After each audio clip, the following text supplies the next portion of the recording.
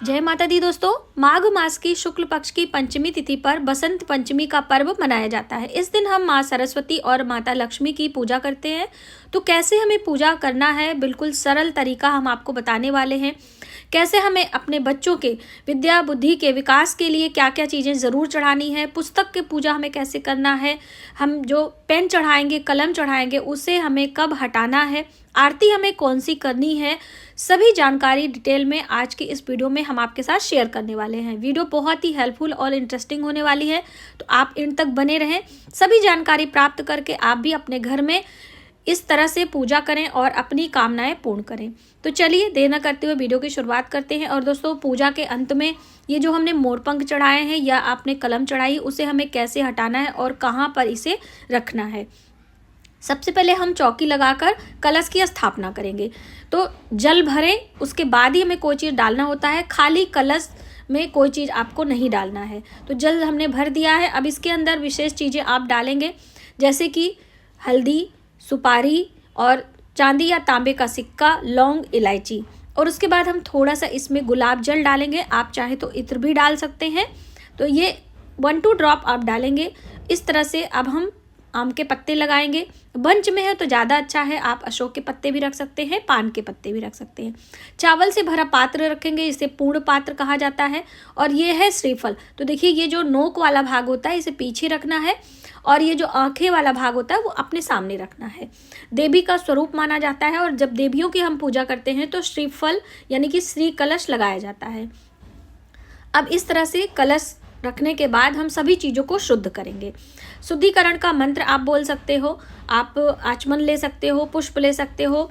ओम अपवित्रः पवित्रो, ये वाला मंत्र बोलकर आपको सभी चीज़ें पवित्र करनी है, स्वयं पवित्र होना है। इसके बाद हम घंटी की ध्वनि करेंगे, क्योंकि नकारात्मक ऊर्जा भगाने के बाद ही पूजा की शुरुआत करनी है।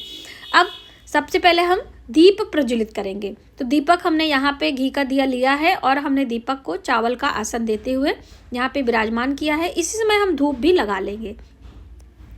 दीपक की पूजा से हमें पूजा की शुरुआत करनी है। दीपक हमारे पूजा का साक्षी होता है और बसंत पंचमी के दिन ये पावन पर्व होता है, हमारी कामनाएं पूर्ण करने का दिन है। अभूस मुहूर्त के नाम से इसे जाना जाता है। तो आप पूजा ज़रूर करें। अब हम दीपक को हल्दी कुमकुम का तिलक करेंगे, थोड़ा सा अक्षत छिड़केंगे और पुष्प चढ़ाएंगे।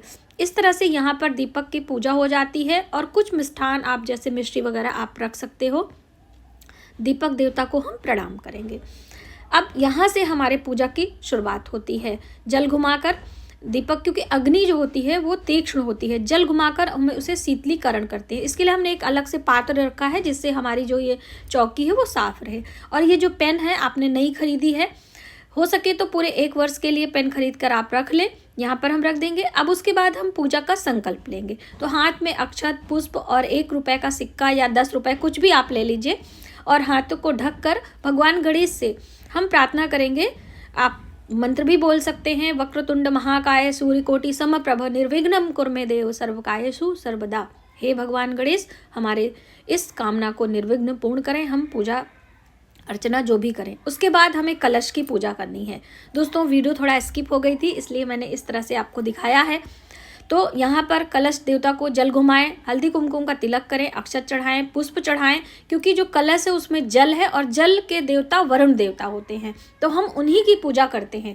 और वरुण देवता के साथ में अन्य देवी देवता भी हमारी पूजा के साक्षी होते हैं, पूजा को देखने आते हैं।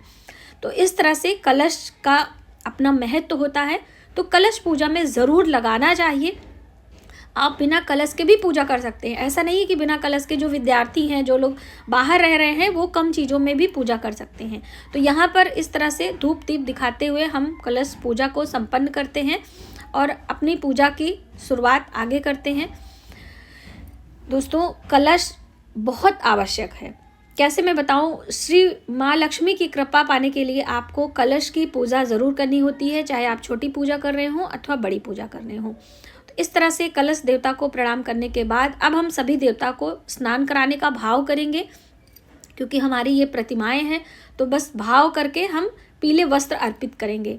अब इसमें आप मौली का धागा भी ले सकते हो। अगर आपके पास पीला रंग का वस्त्र नहीं है तो मौली से भी आप अपने भाव को व्यक्त कर सकते हैं। जो पूजा अर्चना होती है हमारे श्रद्धा और भाव पर निर्भर करती है। अब उसके बाद फिर हम हल्दी कुमकुम का तिलक करेंगे। तो भगवान गणेश से पूजा की शुरुआत करेंगे। ऐसे बहुत सारे लोग सोचते हैं कि माँ सरस्वती की पूजा कर रहे हैं तो पहले माँ सरस्वती की, नहीं, प्रथम पूज्य देवता भगवान गणेश हैं तो पहले उनकी पूजा से हमें शुरुआत करनी। सभी को हल्दी कुमकुम का तिलक करेंगे। यहाँ पर जो श्रीयंत्र हैं, यहाँ पर जो गज हैं, उनको भी तिलक करेंगे और धूप दीप दिखाएंगे। आप जितने भी प्रकार के आपके तिलक हैं वो आप इस्तेमाल कर सकते हो। इत्र हमने मौली में लगा दिया है। अब हम पुष्पों की माला अर्पित करेंगे। कोई भी माला आप ले सकते हो, पीले पुष्प हो, लाल पुष्प हो। पीले एक पुष्प आप अर्पित कर दीजिए, उससे भी आपकी पूजा संपन्न हो जाती है। तो यहाँ पर हम चरणों में पीले पुष्प अर्पित कर रहे हैं और साथ ही साथ हम माँ लक्ष्मी की भी पूजा करते जा रहे हैं क्योंकि इस दिन श्री पंचमी है। तो आप माँ लक्ष्मी की पूजा अवश्य करें। इसके बाद जो आपने पेन रखा है, कलम रखा है, उस पर भी हम जल घुमाएंगे, हल्दी कुमकुम का तिलक करके पुष्प चढ़ाएंगे, जिससे माँ सरस्वती की कृपा हमें जरूर प्राप्त हो। उसके बाद आती है बारी भोग की। तो ऋतु फल आप ले लें, पीले फल ले लें, पीली मिठाइयाँ ले लें, आप लड्डू का भोग लगा दें, हलवा बनाए हैं, जो भी आपने अपने रसोई में बनाया है या फिर आप मार्केट से खरीद कर भोग लगाएं। भोग लगाने के लिए जल घुमाना होता है, घंटी की ध्वनि करनी होती है और भगवान से सभी चीज़ें निवेदन की भावना से हमें उन्हें अर्पित करना होता है। तो ये भोग लगाने की प्रक्रिया है। उसके बाद तांबूल की बारी आती है। दोस्तों, मैंने आपको पूजा सामग्री में बताया था कि हमारा तांबूल यानी कि पान खराब हो चुका है, तो हम सिर्फ लौंग, इलायची और सुपारी करेंगे और यहाँ पर हल्दी की गांठ रखना ना भूलें और साथ ही हम दक्षिणा रख देंगे। अब यहाँ पर आती है बारी श्रृंगार की। तो श्रृंगार की सभी चीज़ें हमने ये सूप में रख के माता लक्ष्मी और माँ सरस्वती के लिए अर्पित किया है। तो हमने आज बुधवार का दिन है, बुधवार के जो रंगों की हम बात करें तो हरे रंग की प्रधानता होती है, तो हरे रंग की चीज़ें मैंने चढ़ाई हैं।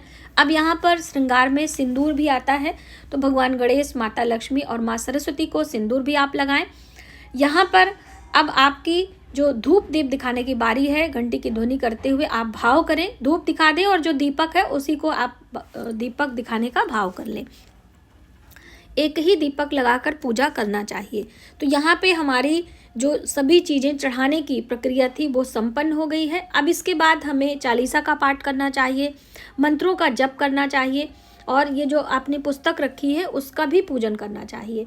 ठीक है, तो आप चाहें तो पूजा करने के बाद भी कर सकते हैं, लेकिन साथों साथ करेंगे तो ज़्यादा अच्छा है। तो हमने यहाँ पे हल्दी कुमकुम का तिलक लगाया, अक्षत चढ़ाया है और ये रही हमारी स्फटिक की माला। तो ये जो सिमेरु है इसे अपनी तरफ करते हुए मंत्रों का जप करना है। मंत्र कौन सा है? ओम ऐं शारदाय नमः। माँ शारदा ज्ञान बुद्धि की देवी हैं, तो 108 मन का आप मंत्रों का जप करें। उसके बाद हमें ये अबीर गुलाल चढ़ाना है। गुलाल जो होली पे इस्तेमाल करते हैं, हमने पीले रंग का लिया है और पूजा की सामग्री मैंने आपको दिखाया था, क्योंकि रंग पंचमी है तो रंग की प्रधानता है। तो इस तरह से गुलाल चढ़ाकर हम पूजा का समापन करेंगे और अब हम आरती करेंगे। आरती के लिए आप एक थाल सजा लीजिए। हमने यहाँ पर कपूर की आरती ली है, आप घी के दिए भी साथ में रख सकते हो। कपूर की आरती करना बहुत ही शुभ माना जाता है, इसलिए हम हर पूजा में कपूर की ही आरती करते हैं। जब आप दीप लगा लें उसके बाद जल से शीतलीकरण करने के बाद घंटी की ध्वनि करते हुए आपको आरती करनी है। आरती में आप भगवान गणेश की आरती करें, विघ्नहर्ता भगवान गणेश हैं, और उसके बाद आरती का भाव माँ सरस्वती का भी ध्यान करना होता है। तो आप किसी की भी आरती कर सकते हो।